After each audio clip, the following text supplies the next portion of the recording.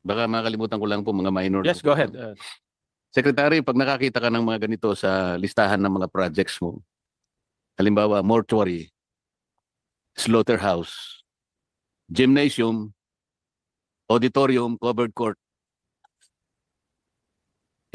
Hindi gawain ng ano yun eh. Wala sa listahan po ng DPWH. Lahat po ng sinabi ko, tama po. Ayan. Meron po eh. Pero sa dami po ng nakita ko pong net nung ako po ay nasa house. Pero hindi po ito yung kanilang mandato talaga. Meron pa nga ako nakita, Mr. Chair, nakalagay, multipurpose building, sabi niya. Open and close, parenthesis, housing project. Tama ba yun, Mr. Secretary? Hindi po. Kasi Eh, wala po yan sa listahan ng mga proyekto Opo. under DPWH. Kaya hindi po dapat yan nasa loob ng budget ng DPWH. Pero nalagay nga po sa GAA eh. Nung nakaraan po, Hindi po itong nakaraan. Sa maraming pagkakataon po kasi. Kung bakit po nangyari yon, ito, totoong nangyari, Misamis Occidental. Ito po ay pinaimbestiga ko talaga. Nagkataon ng proponent niyan kasama ko deputy speaker ng panahon na yon. So, 50 million po yon. Tiningnan ko po yung plano, originally, 4 na floors. Ginawa na lang na 2. Hindi ko po alam dahil sa ginamit niya yung iba doon sa isang project. Ngayon, tinatanong ko po yung COA, wala po kasing nakaupo rito na COA. Wala po bang taga-COA rito? Kasi po, nung ginagawa yung housing project na yon, ginagawa pa lang. O hindi pa ginagawa, wala siyang paglalagyan po, Mr. Secretary. Dinimolish niya lahat ng mga bahay doon sa lugar na yon. Kasama na po yung mga lehitimong may-ari ng maliliit na lote. Ngayon, tinanong ko po yung COA. Sabi ko, habang ginagawa yan, habang nililinis yan, ayun, dinidemolish yung lugar na yan para pagtayuan ng housing project funded by DPWH. Alam mo ba ako na ikaw ay nagtayo na ng signboard, billboard. Mayroong billboard ng COA po eh. Sa lahat ng project po ng DPWH, nandun po yung billboard ng COA. So nakalagay po, multipurpose building, open and close parenthesis, housing project. Sabi ko po doon sa COA, Mr. Chair, alam mo ba kung pinagtatalunan pa yung site na paglalagyan yan? Sapagkat yan ay nakuha lang ako ng city government sa magitan ng kanyang nakakuha siya ng writ of possession. Ngayon, tinanong ko po ang inyong district engineer sa lugar na yon. Yun po bang kung writ of possession ay title? Ang sabi po niya, Mr. Secretary, hindi po. O, papayagan mo ba kung itatayo yan?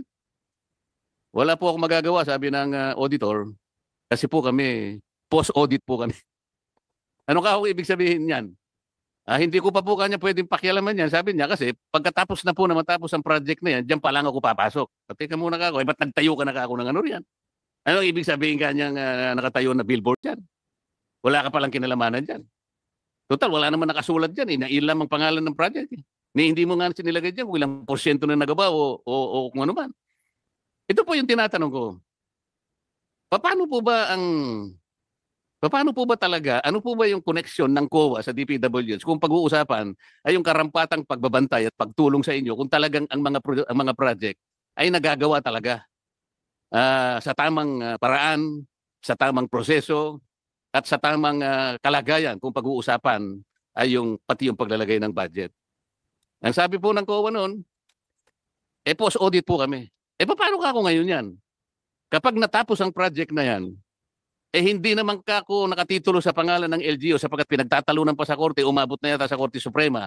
Sino ka ako magiging may-ari ng building na yan? Hanggang ngayon po, hindi nila ako sinasagot, Mr. Secretary. Sa makatwid na, itayo po yung multipurpose building, open and close parenthesis, housing unit, hindi ko po alam kung talagang beneficiary ng mga kababayan nating may hirap sapagkat sang-ayon po sa DSUD, meron silang patalaan na po pwede lang makinabang sa mga housing na ganun klase ang gobyerno ay yung mga nakatala na. Tingnan po ninyo kung sino nakano. Mga tao lamang ng gobernador ngayon na dating deputy speaker na aking inimbestiga. Ayan po yung nangyayari. Meron tayong COA. Sa mga PID, nagagawa po ang mga katiwalian. Harap-harapan, nandyan po yung COA, pero walang magawa. Tinanong ko po sa may title po ba? Hindi ko pa po magagawa yan sapagkat post-audit kami. Ayaw niyang tingnan, Mr. Secretary. Sapagkat ang kanyang modality, titingnan niya lahat ng mga bagay pagkatapos na ng project. Saan tayo pupunta sa ganung kalagayan, Mr. Secretary? Yan po ay isang mabigat na hamon na nakita natin. Hindi lang doon sa example po na binigay niyo, Mr. Chairman, pero sa iba't ibang mga proyekto. Right now po talaga, napaka-limitado po at hina ng project monitoring ng DPWH. Yan po ang katotohanan. No, unang-una po, sa dami lang po ng mga proyekto, talagang napakahirap po. Kaya kailangan po talagang gumawa ng mga pagbabago para mas mapadali ito. Kasama na po yung kaninang na-suggest na gumamit ng teknolohiya, lalo na ng satellite, para makita talaga kung merong nangyayaring trabaho sa mga project site natin all over the country. Pero importante din po yung sinasabi nyo na baka po panahon na para balikan natin at repasuhin yung necessity po ng pre-audit. Opo, nandito po ang COA. Nakikita ko po siya. Baka No, sakaling gusto niyang... Kailangan po sigurong pag-isipan na ng masinsinan yon. Dahil po kung ang auditing lang ay nangyayari after the fact, ibig sabihin po, kung krimen ho yan at napagnanakaw ho yung nangyari dyan, nanakaw na ho ang pera. At nagawa na ho ang krimen. No? So, tingin ko po, isa yan sa napaka-importanting pwedeng magawa nating lahat. Hindi lamang sa DPWH, kundi sa buong gobyerno. Yung ipagbabalik po ng pre-audit. Tinanong ko po yung auditor doon sa lugar na yon, Mr. Secretary. Hindi ba ako katungkulan mo na tingnan mo yung plano habang ito'y ginagawa pa at gagawin pa lang? Wala po kami kanyang karapatan na gawin yon sapagkat kami po ay post-audit. Palaging ganun po yung sinasabi niya.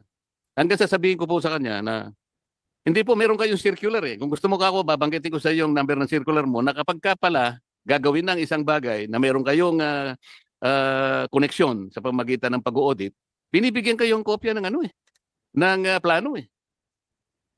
O so nung sabihin ko po sa kanya, meron kayong plano, nakalagay po rin nyo sa inyong circular, at pati po ako doon sa plano, nakalagay din na kayo'y copy partners. Bakit hindi mo kako tingnan ito? Hindi raw po niya magagawa sapagkat post-audit nga sila. Ngayon po, nandito yung auditor, baka gusto po rin yung magbigay ng konting pahayag kung paano natin masusolusyonan itong palagi ang nangyayari na ganito, na pinipilit po nila na kahit na pwede niyang pigilan halimbawa yung anomaly sapagkat nasasabi ko na nga at sinasabi ko na nga sa kanya, wala pa ako sa pangalan ng city government ang titulo, paano mo ako papayagan na itatayo ang housing unit na yan. Wala po kanya akong magagawa sapagkat kami po ay post-audit. Good afternoon po, Your Honor. Yeah, we recognize Ms. Sunico of COA. Good afternoon po, Chair. Mr. Chair, meron po kaming COA resolution regarding po dun sa pagkandak ng evaluation po doon sa mga complaints po natin. So in the case po nung pinikwento nyo, sir, si auditor po pwede na pong magkandak ng initial evaluation po doon sa mga complaints, and then pwede po niyang i-elevate doon po sa ating fraud audit or doon sa ating fraud audit office. Sa case po kasi nung pinikwento nyo, sir, nasa region po siya.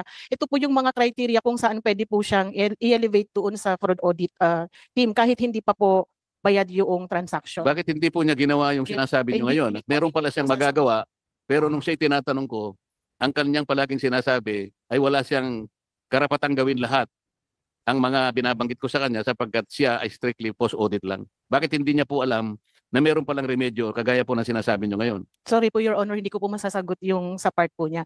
Ito po yung mga criteria po. The information, complaint, or request or case is in writing, alleges anomalous or fraudulent disbursement or collection of public funds or use of government properties, involves transactions or accounts that are described with sufficient particularity or have verifiable information, merely solicits a general audit of transaction of the agency complained of. So may mga criteria po, kung ang answer po niya ay no, magtutuloy-tuloy, yes po, magtutuloy po siya sa mga subsequent na criteria po. Alleges commission of acts or in violation of laws, rules, regulations that are within COA's jurisdiction or not within COA's jurisdiction. Pag hindi po within COA's jurisdiction, sir, i-elevate po doon sa proper agency na may jurisdiction po. Like for example, sir, ang case naman po natin ay regarding doon sa corruption ng isang employee. Siyempre sir, sa ombudsman po. Pero sa case po kasi na nire-refer niyo po sir, pwede na pong mag-act yung auditor. Although siyempre sir, wala po siyang pwedeng i-disallow kung hindi pa po bayad yung transaction. Wala naman ako sinasabi sa kanyang disallowance. Sa tinatanong ko lang, anong pwede mong gawin sa ngayon na-establish na natin na habang gagawin pa lang ang project na yan, wala pa sa pangalan ng LGU ang titulo. Hindi hindi pwedeng gumawa ng anumang project ang city government nang hindi sa kanya ang titulo.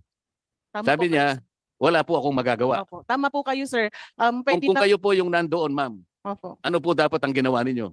Pwede po akong, kasi sir yung mga complaints po natin meron pong time frame. Pero habang sinasagot po sana yung complaint po ninyo, gumagawa na rin po siya ng either audit query or audit observation memoranda. Yung audit query po, magtatanong po lang siya or hihingi po ng mga relevant documents sa management to prove po yung mga allegations po ninyo. So yun Ganun po yung sana. aking gustong malaman sapagkat yun maliwanag na hindi po niya ginanap ang kanyang tungkulin. Meron naman palang remedyo para sana hindi natuloy yung project na yun at hindi sana nasayang yung pera ng gobyerno. Isip-isipin po niyo, giniba niya lahat ang bahay. Wala siya kasing mapaglalagyan ng project na yun eh.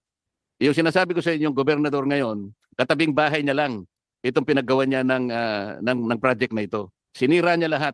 Panahon pa ng COVID-19 noon. Bawal pong mag-demolish pero dinemolish lahat ang mga bahay. Kahit umiiyak lahat ang mga tao, wala siyang pakialam. Kaya lang ako gumawa ng investigasyon sapagkat hindi rin ako makatulog dahil tawag ng tawag, text ng text sa mga kapitbahay niya. Isip-isipin mo, ako po'y napakalayo. Luzon ako sa Misamis Occidental samantalang siya dapat na mangalaga sa kanyang constituents, kapitbahay niya. Kaya lang naman ako pumagitna sapagkat maling-mali na po yung ginagawa. Ngayon, kung wala naman palang maasahan sa mga ahensya ng gobyerno katulad ng mga pangyayari na yon, wala talaga eh. Pati yung DILG, local DILG, kasangkapan na lahat noon eh. Yung district engineer, yun, napakasangkapan. Siya pa yung nag-value ng mga dapat na bayaran daw para lang makakuha ng writ of possession. Hindi naman trabaho ng ng district engineer. Lahat na ng mga regulasyon binayolate lahat doon. Ang isa na lang iniisip ko sana yung COA baka makatulong, hindi pa rin nakatulong. Kasi nga, Mr. Secretary, puro post-audit eh. Hindi ba dapat paigtingin din natin yung pre-audit sapagkat ang pre-audit naman nakasaalang-alang din naman sa saligang batas natin. Nakalagay doon sa ating saligang batas. If the control system of a department or an agency is either weak or insufficient, you can refer to some special audit or whatever, katulad ng pre-audit. Sa mga ganitong pagkakataon, dapat nakakagawa kayo eh. Para sa ganon, hindi nangingibabaw yung kamalian. Para lamang maitayo niya yung project na yun kahit na pamali. Eh siya makapangyarihan sa lugar na yun. Ngayon, makikita nyo, you can check the entire incidents. Nangyari po ito 18 Congress. Yung kabuuan ng investigation, makikita nyo lahat kung sino ang may kagagawan lahat nandoon. Pat kung sino pa yung auditor nyo, nandoon pa rin lahat. Makikita nyo ngayon. At yung tanong ko sa kanya, sino ang may-ari ngayon ng building na ito? Hindi niya masasagot. Baka kayo po, kaya nyo sagutin. Nakatayo na po yung building ngayon. Hindi ko alam kung sino nakatira. Ngunit wala sa kanila ang titulo sapagkat ito'y pinag-uusapan sa Korte. Umabot na sa Korte Suprema. Sino ngayon ang may-ari ng housing project, ma'am?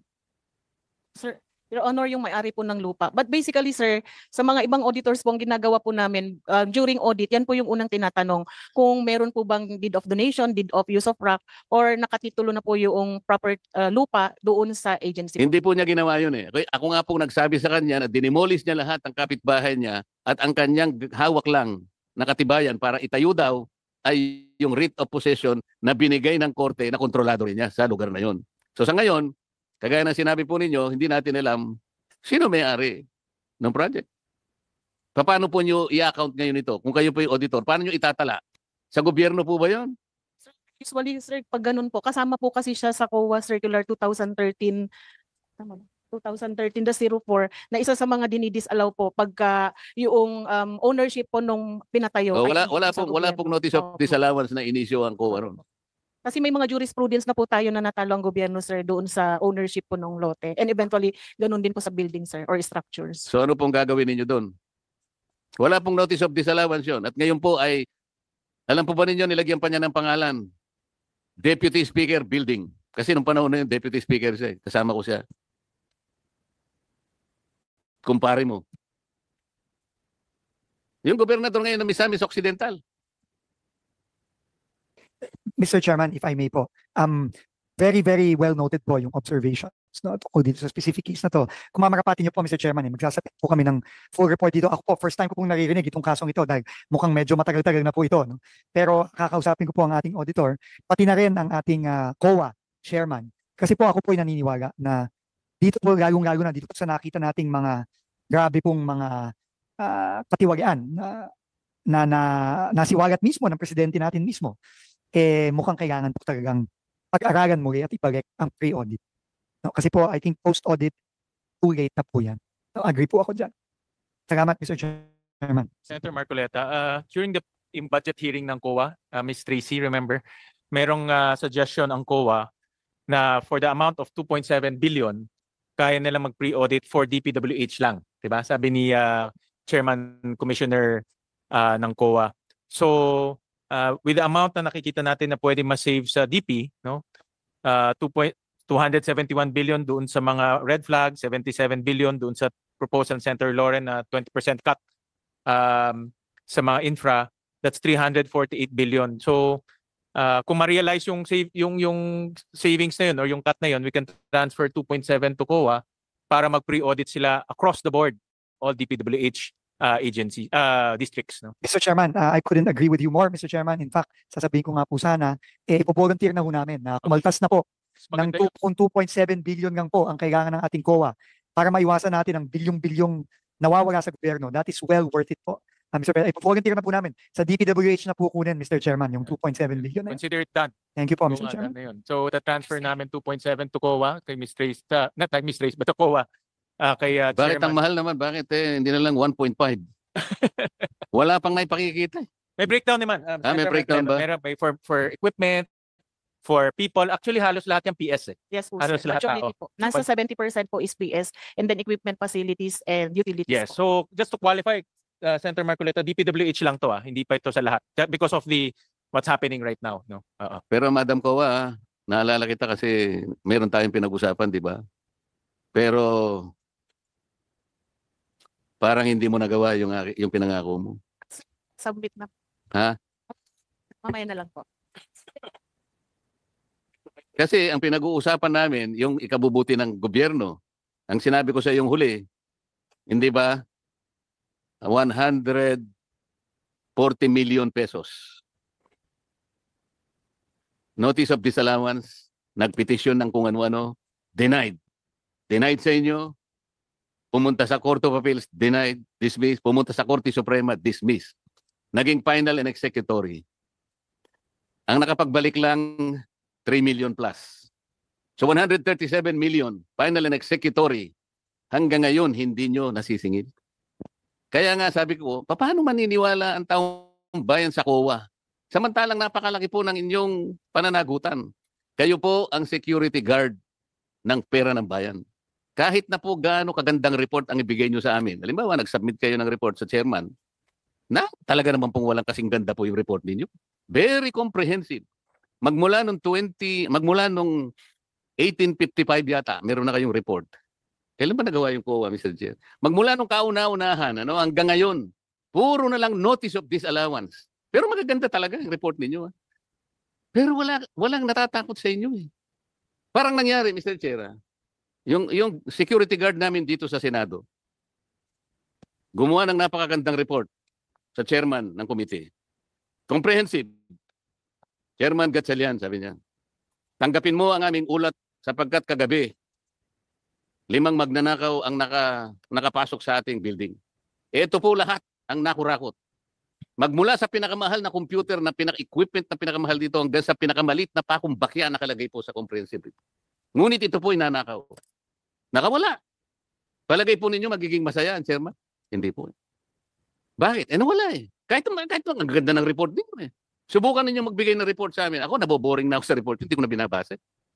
Puro notice of disallowance, notice of charge, audit observation memo, blah, blah, blah, blah, blah, blah. Year in and year out. Pero alimbawa, ang binigay mo kay Chairman Gatchalian. Chairman, ito po yung 5 pangalan nang biglang pumasok dito na nasakutin namin. Ngayon po ay nandun na po sa piskal. In-inquest na po sila. Tanggapin mo ang aming report. Hindi po nila napasok ang ating wala po silang nakulimbat kahit isang pako ng bakya. Hindi ba masaya? Madam Kowa, ganun po ang inyong tungkulin. Kaya po ganito na lang ang sentimentong sinasabi namin sa inyo. Hindi mahalaga sa amin yung report kasi walang nangyayari. 137 million final and executory. Bakit hindi nyo makuha? Ba't hindi nyo makolekta? Sir, sagutin ko. Oh, Sir, ilang linggo na tayo hindi opo. nagkita. Mabuti nga nandito ka, nagkita ulit tayo. Sir, sa COA order of execution po kasi, once na in-issue na po yun ni chairman or yes po, or yung ng commission proper, si agency na po ang mangungulekta. I-withheld niya po yung salaries ng mga employees na liable and sila na rin po ang hahabol dun sa mga Do administrative whatever it contractors. takes. Opo. Dun sa case po Makolekta kasi nyo ng lang, di ba? SBFA, sir, meron pong 2 persons liable na nakapending po yung petition. At kasi sir, yung pong minimension nyo, halo-halo po siyang mga transactions. Kasi before COA Circular 2009-06 po siya, sir. Alam ko po yan. Alam ko po yan. Ni-review ko nga po yan kaya alam ko 137. Iba-ibang tao po yan. Pero alam ko pong hindi kayong kukolekta. Pero meron kayong magagawa. Isip-isipin po ninyo. Tinanong ko sa inyo, yung meron kayong certificate, ano yun, yung execution na isa-serve ninyo? Oh, sabi mo pa sa akin 15 days eh. That 5 days. 5 days lang. Pero ilang taon na po nakararaan? Ilang taon na po nakararaan? Kung 2017 po yung sinasabi nyo, sir, 2021 pa po yung sinasabi nyong pag-issue ng COE. Pero nung before po kasi sila mag-issue ng COE, sir, nag-appeal po kasi yung 2 hindi naka-receive na persons liable. Kaya medyo yun po yung naging basis nila to defer muna yung COE. Hindi po ganun, ma'am. Reviewin lang po ninyo mabuti. Final and executory na yun. 137 million. Kailangan makita ng taong bayan, maniwala sila sa COA na may nangyayari. Wala pa pong naisoli talaga. Wala kayong nakukolekta. Nakapag-soli 3 million, 137 million, tinulugan po ninyo. Salamat po, Mr. Chair.